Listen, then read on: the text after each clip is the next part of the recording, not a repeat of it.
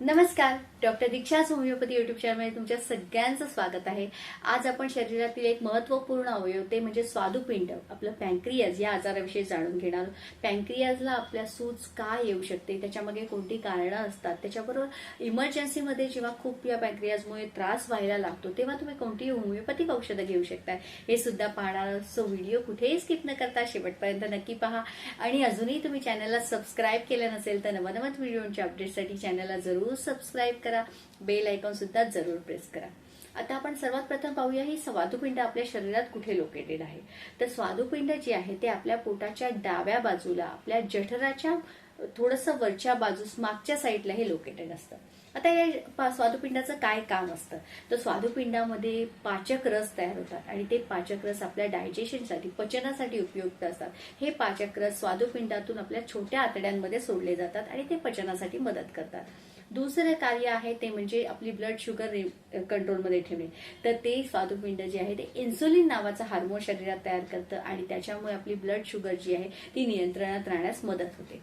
तर ह्या स्वादुपिंडाची ही महत्त्वपूर्ण कामं आहेत। पण ह्या स्वादुपिंडाला सूज कधी येते, सूज येणे म्हणजे काय होतं तर त्याला पॅन्क्रियाटायटिस असं म्हटलं जातं। त्याच्यामध्ये दोन प्रकार आहेत, ॲक्यूट पॅन्क्रियाटायटिस आणि क्रॉनिक पॅन्क्रियाटायटिस। तर हे दोन प्रकार कशामुळे होऊ शकतात, पहिले आपण बघूया की स्वादुपिंडाला सूज कशामुळे येते।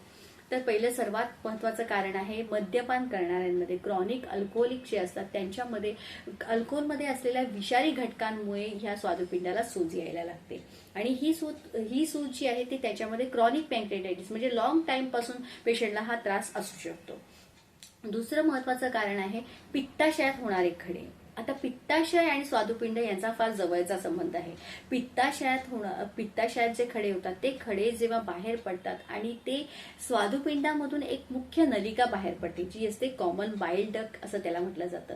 तर पित्ताशयामधून येणारा खडा जेव्हा ह्या कॉमन बाईल डक्ट मध्ये ह्या मुख्य नलिकेमध्ये अडकतो तेव्हा स्वादुपिंडामधले जे पाचक रस असतात ते हे खडे अडकल्या कारणाने बाहेर येऊ शकत नाही आणि त्यामुळे ते आतमध्येच राहिल्या कारणाने त्या ठिकाणी सूज यायला लागते। तिसरं कारण आहे ज्यांची टीजी लेवल ट्रायग्लिसराईड जी लेवल आहे म्हणजे कोलेस्ट्रॉल मधील जी ट्रायग्लिसराईड लेवल जर जास्त राहत असेल तर त्या कारणाने सुद्धा स्वादुपिंडाला सूज येऊ शकते। नंतर काही जणांना अनुवांशिक हा त्रास होऊ शकतो। काही जणांमध्ये कॅल्शियम लेवल शरीरात जर जास्त राहत असेल तर त्याच्या कारणाने सुद्धा ही जे स्वादुपिंडाला सूज येऊ शकते।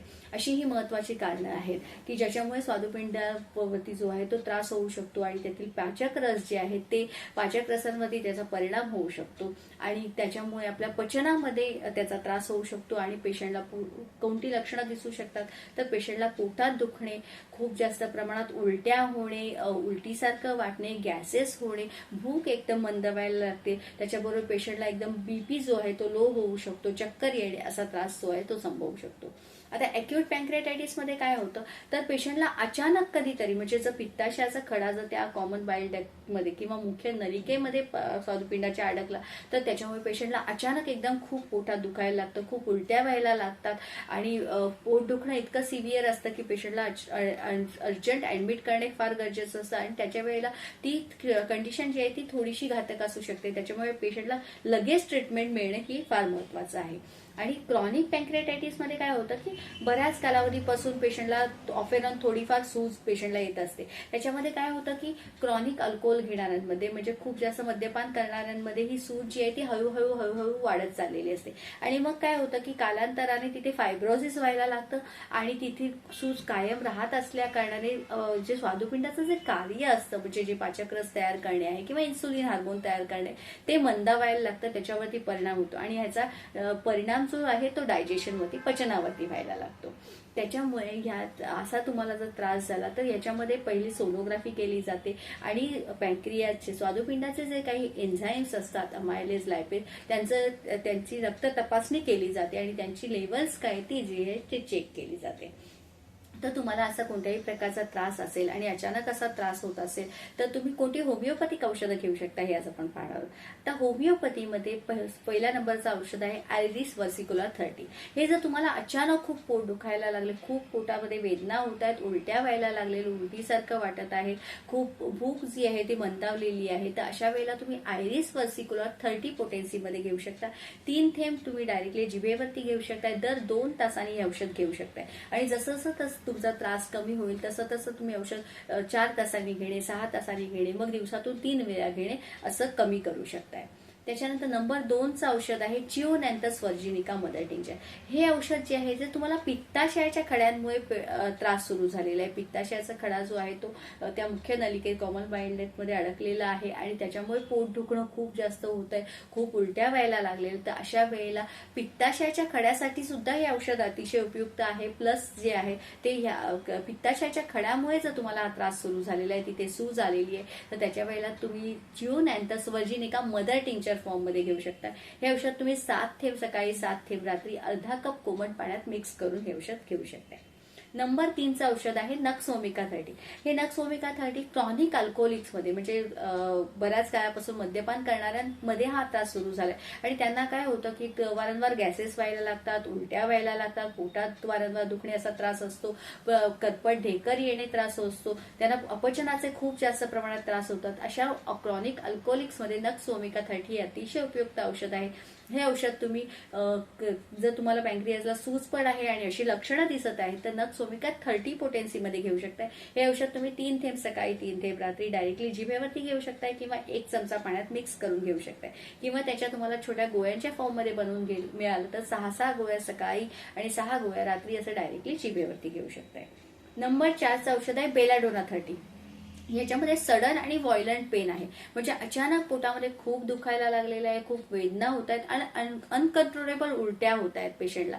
तर अशा वेळेला तुम्ही बेलाडोना 30 हे औषध घेऊ शकता. हे औषध सुद्धा तुम्ही 3 थेंब सकाळी, 3 थेंब दुपारी, 3 थेंब रात्री डायरेक्टली जिभेवरती घेऊ शकताय किंवा 1 चमचा पाण्यात मिक्स करून हे औषध घेऊ शकताय.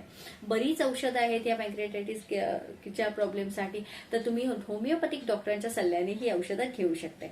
आता याच्यामध्ये काय असतं की पेशंटला खूप जास्त पोटात दुखायला लागतं, अचानक उलट्या व्हायला लागतात, तर पेशंटला मेन घरी म्हणजे तुम्ही घरी न जाता डॉक्टरांकडे जाणे फार गरजेचं आहे. तुम्ही चेक करून घेणे गरजेचं आहे की असा एकदम त्रास होतोय आणि तुम्हाला जर माहित असेल की तुम्हाला क्रॉनिक प्रॉब्लेम आहे तर तुम्ही त्यावेळेला काय करायचं आहे की कोणतंही तोंडाद्वारे जास्त काही घ्यायचं नाही. घेतलं तरी लिक्विड डाएट किंवा साधं पाणी तुम्ही घेऊ शकता. NBM राहणे म्हणजे नील बाय माउथ राहणे फार गरजेचं आहे. साधारण 1 दिवस म्हणजे 24 तास तरी तुम्हाला त्यावेळेला सांभाळणे फार गरजेचं असतं. आणि त्या केसमध्ये काय होतं, तुम्ही काही जर घेत नसाल, डिहायड्रेशन पण होऊ देऊ नये, त्याच्यामुळे मग तुम्हाला ऍडमिट करावं लागू शकतं. पण या केसमध्ये असं आहे की म्हणजे जेवढं तुम्ही पोटाला आराम द्याल तेवढं जी आहे ती रिकव्हरी जी आहे ती लवकर होण्यास मदत होईल. सो तुम्ही असा पॅन्क्रियाटायटिसचा किंवा स्वादुपिंडाच्या रिलेटेड काही त्रास असेल तर योग्य वेळी तपासणी करून घ्या आणि योग्य उपचार पद्धती नक्की घ्या. होमिओपॅथिक औषधं नक्की घेऊ शकता आणि हा तुमचा त्रास नक्की कमी होऊ शकतो, कंट्रोलमध्ये नक्की राहू शकतो. सो माझा आजचा व्हिडिओ तुम्हाला कसा वाटला हे कमेंट बॉक्समध्ये जरूर शेअर करा. व्हिडिओ आवडला असेल तर लाईक करा, शेअर करा, सबस्क्राईब करायला विसरू नका. आणि मला ऑनलाईन कन्सल्ट करण्यासाठी मी माझा नंबर डिस्क्रिप्शन बॉक्समध्ये शेअर केलेला आहे. व्हॉट्सअपद्वारे तुम्ही अपॉइंटमेंट बुक करू शकताय. Stay safe, stay healthy. Thank you.